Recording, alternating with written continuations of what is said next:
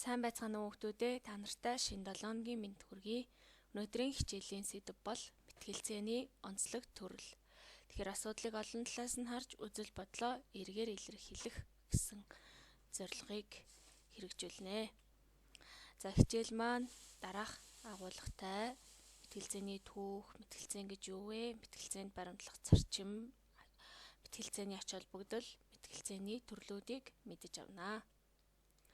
За мэтгэлцээн нь эртний грекийн ардчлалын нэг хэсэг байв.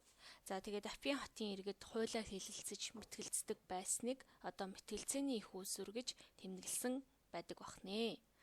За тэгэхээр мэтгэлцээн гэж юу вэ? Энэ нь орчин үед боловсролын сургалт хэлбэрээр хөвчлэн хэрэглэгддэг тодорхой сэдвийн талаар үнэн зөв, худал буруу хоёр талаас нь үндслэл нотлохоотойгоор илтгэн мэтгэлцэж маргалдах арга барил юм аа.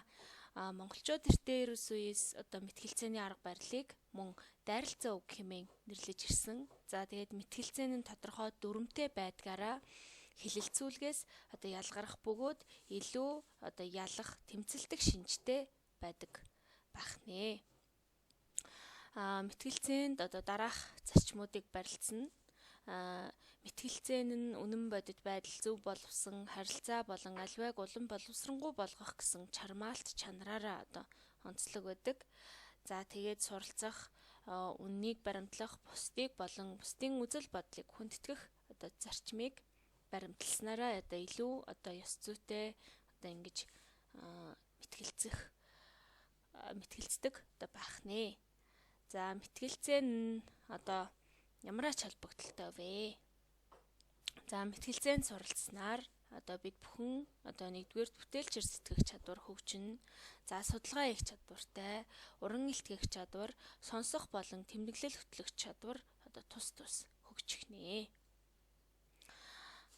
Мэтгэлцээнийг оролцогчдын тоо болон асуудлын юуг үндэс болгон хэрхэн авч үзэж байгаагаар нь Линкольн Дугласын, бодлогын, парламентийн, Карл Попперийн гэх мэтээр хуваадаг байна.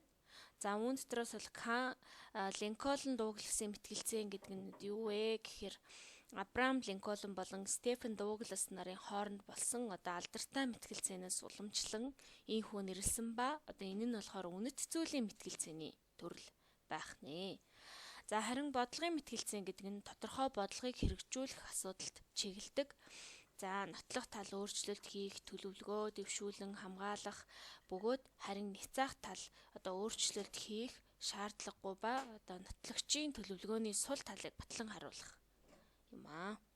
За харин Карл Попперийн мэтгэлцээн гэхээр Линкольн Дуглас болон бодлогын мэтгэлцээний холимог төрөл бөгөөд энэ нь болохоор бүтээлч сэтгэлгээний болон үндэслэл дэвшүүлэх чадварыг хөгжүүлэхэд чиглэдэг ийм мэтгэлцээний төрөл байх нэ. За бүгдээрээ хэлэлцэл буруугүй гэдэг. Тэгээ мэтгэлцээн нь болохоор дараах бүрэлдэхүүнтэй байдаг те. Хамгийн гол нь шүүгч байна. За тэгээд нотлогч тал, няцаагч тал. За тэгээд үүнд хамгийн чухал үүрэг гүйцэтгэх зүйл бол дотруулах асуулт байдаг бах нэ. За тэгээд та бүхэн хичээлээ маш анхааралтай үзсэн учраас дараах 3 сэдвийн хүрээнд аль нэгийг сонгоод ч юм уу судалгаа хийж материал цуглуулаарай. За хүний буруутай үйл ажиллагаанаас болж байгальд үүссэн эрсдлийг зогсоож хэвийн байдалд оруулах боломжтой юу? За 2 дахь дэвшүүлэх сэдэв бол амьтад хүнтэй яг адил эрх эдлэх ёстой юу? За 3 дугаарт гэрийн даалгавар өгөх нь хэрэгтэй юу гэсэн 3 асуудлын хүрээнд материал цуглуулж өөрийгөө мэтгэлцээнд бэлдэж туршаарай. За тэгээд анхаарал хандуулсанд баярлалаа. Өнөөдрийн хичээл маань энд хүрээд өндөрлөж байна.